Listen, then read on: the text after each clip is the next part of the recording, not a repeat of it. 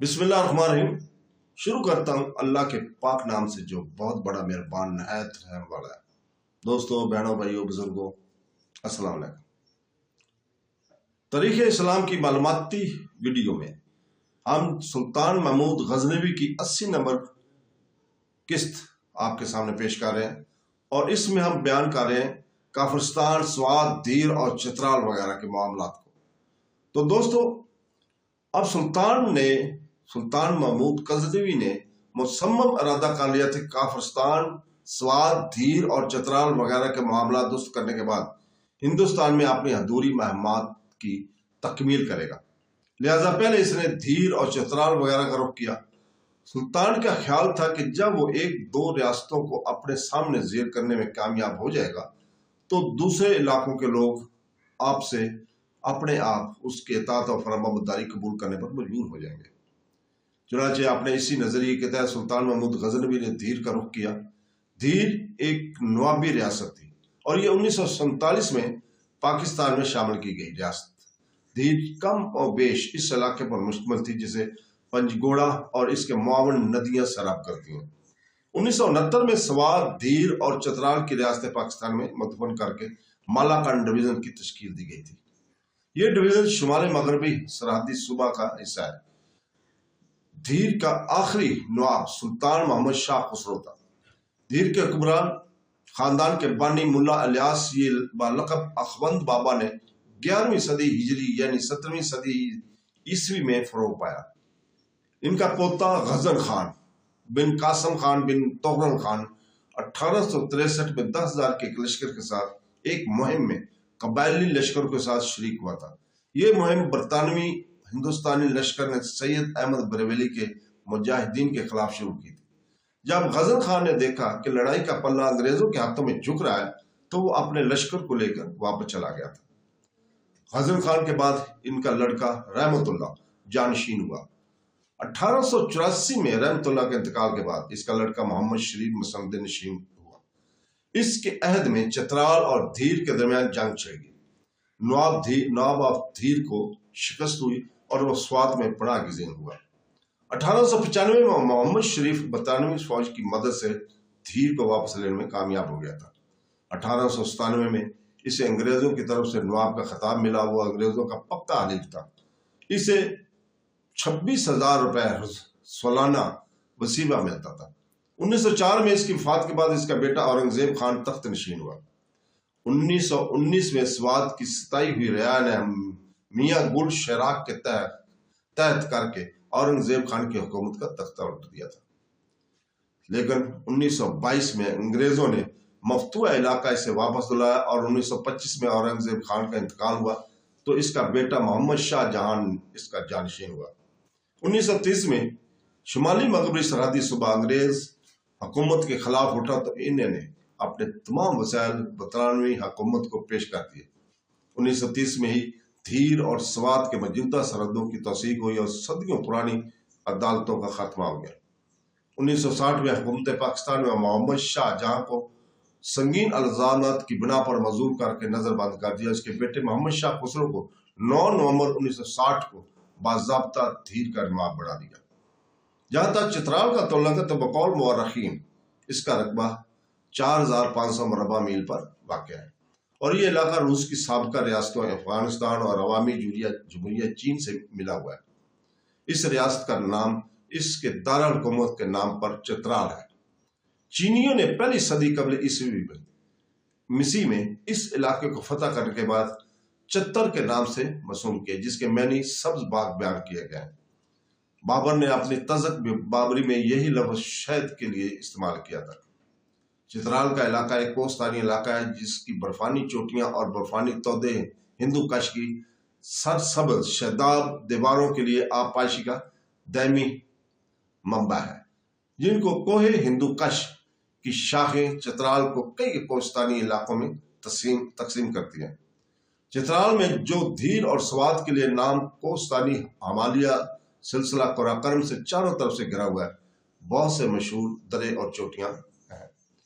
दरा द्वारा है जो 14,500 फुट की बुलंदी पर है। बदख्शां पर रास्ता जाता है जो साल में सिर्फ 3 महीने खुला रहता है। ज़माना कदीम में ये दर्रा चतराल और वस्ती एशिया के दरमियान का रवानों का अहम रास्ता रहा है।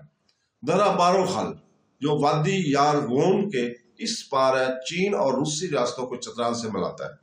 यहाँ का शुगर और खतन से काफिले आते जाते रहते हैं। दीगर अहम दर्रों में दर्रा शंदूर और दर्रा लोराई शामिल है, जिनसे बदर तरतीब गिलगित और थीर को रास्ता जाता है, जबकि दर्रा लोराई चित्राल और बाकी पाकिस्तान के दरमियान आमद और रफ्त का जरिया है। यहाँ के लोगों का जरिया गुजर बसर ज़राअत और परवरिश हैवानात पर है। अगरचे इस इलाके में मादनियात और जंगलात काफ़ी हैं जिनसे अभी तक फ़ायदा नहीं उठाया गया। यहाँ पर सुरमा, कच्चे लोहे, गंधक और बलोर के अच्छे खासे ज़ख़ीरे मौजूद हैं। क़यामी पाकिस्तान के बाद चित्राल ने हर शोबा ज़िंदगी में बड़ी तेज़ी से तरक्की की।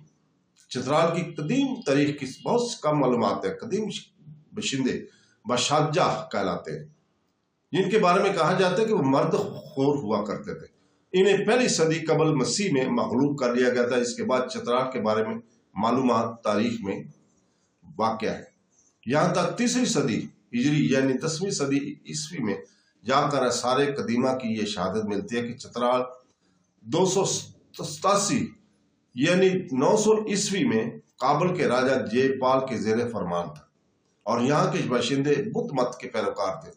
चंगेज खान के बारे में भी यह कहा जाता है कि इसने चित्राल पर हमले किए, अगरचे तारीख इस बारे में खामोश है। चित्राल के आखिरी हुक्मरान खानदान का बानी अयूब बाबा नामी एक शख्स था। इसे बाबर का पोता बताया जाता है, जो अपने बाप मिर्जा कामरान के मक्का मुअज़्ज़मा की तरफ रवाना होने के बाद चित्राल से निकला था और इसके यहाँ के फरमावरा के मुलाजमत कर ली थी, जो खानदान इन्हें रईसा का शहजादा था। बाद में अयूब का पोता सगीर अली हुक्मरान का मंजूर नजर बन गया, जिसने इसे अमीर उमरा मुकर्रर किया। रफ्ता रफ्ता बड़ी कुव्वत हासिल कर ली। हिजरी 978 में इनका इंतकाल हो गया तो इसके दो बेटों मोहम्मद रजा और महमूद बेग ने इसकी जगह संभाली। बाद में रसिया शहजादे के इंतकाल के बाद वो रजा मोहम्मद रजा चित्राल का हुक्मरान बन गया, लेकिन जल्द ही इसके भतीजों ने इसे कत्ल कर दिया क्योंकि इसने इनके वालिद मोहम्मद बेग के साथ ज़्यादतियां की थी।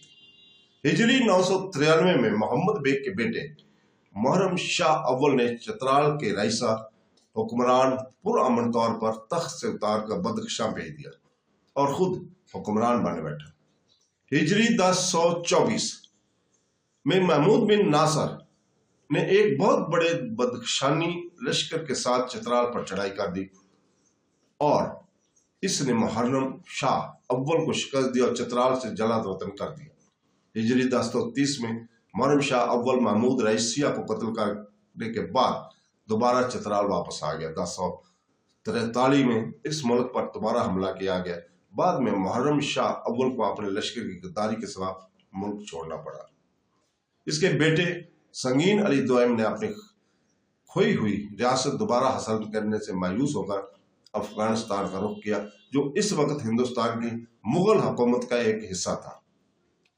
बहादुर शाह अव्वल यानी शाह आलम के दौरे हुकूमत में संगीन अली दोयम दिल्ली आ गया। हिजरी 1130 में शाह आलम की मुलाजमत में आ गया। बादशाह की माली अमदाद से वो इस कदर काबुल हो गया कि सवात के लोगों को अपने लश्कर में भर्ती कर सके। इस तरह इसने अपना खोया हुआ इलाका वापस लेने के लिए ताकत जमा कर ली।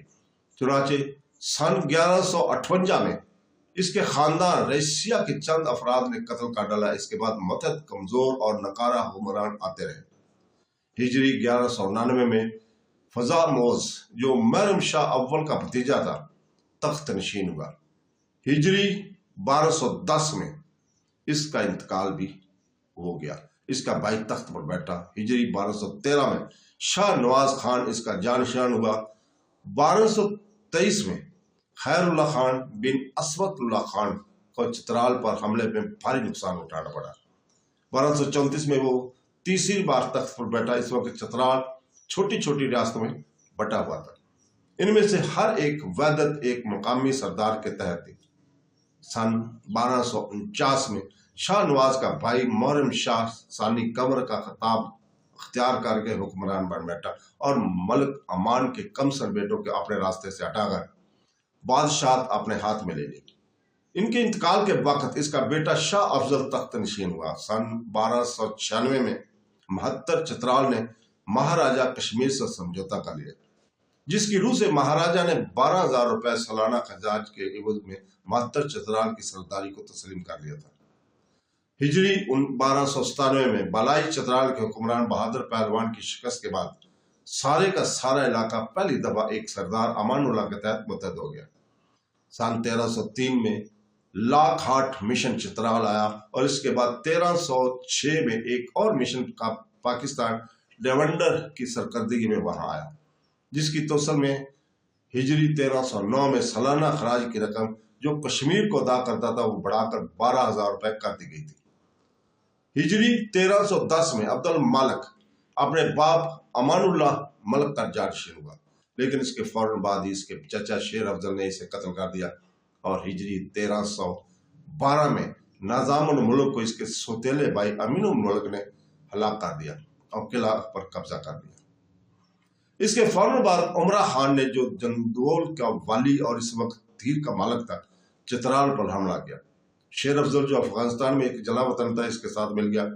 عمرہ خان اور شیر افضل دونوں برطانوی ہندوستانی متحدہ فوج کے ساتھ متحد ہو گئے، جو 1360 کے معاہدے کے روح سے چترال میں متعین تھی۔ جب یہ بات معلوم ہوگی کہ امیر الملک عمرو خان اس کی حلیف خفیہ ساز باز کر رہا ہے تو برطانیہ کے ایجنٹ نے اسے حراست میں لے لیا اور شجاع ملک کا عارضی طور پر حاکم تسلیم کر لیا۔ تو دوستو اس کے ساتھ ہی آج ہم اجازت چاہتے ہیں اور یہاں سے کل انشاءاللہ تعالی ہم دوسرا حصہ پیش کریں گے۔ اللہ حافظ۔